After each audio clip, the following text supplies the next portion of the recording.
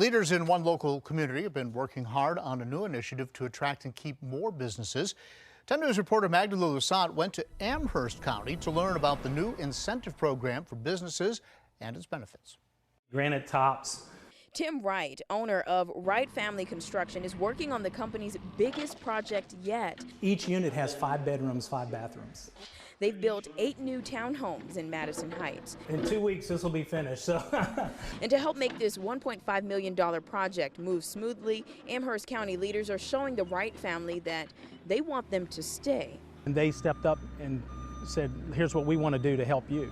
And they did a $4,000 grant towards this project to help us towards the water and sewer hookups. This is all a part of a new incentive program county leaders have created to attract and keep local businesses. We are helping to defray some of those costs. So you have availability fees and hookup fees. So we will do a matching grant with a prospective developer or business owner. Victoria Hansen with the Economic Development Authority office tells me extending or expanding water or sewer lines as well as workforce training are just some of the other incentives the county will pay for. Really, this is all about making Amherst County business friendly, but it's also for the people who live here. The incentive program will officially begin in the summer.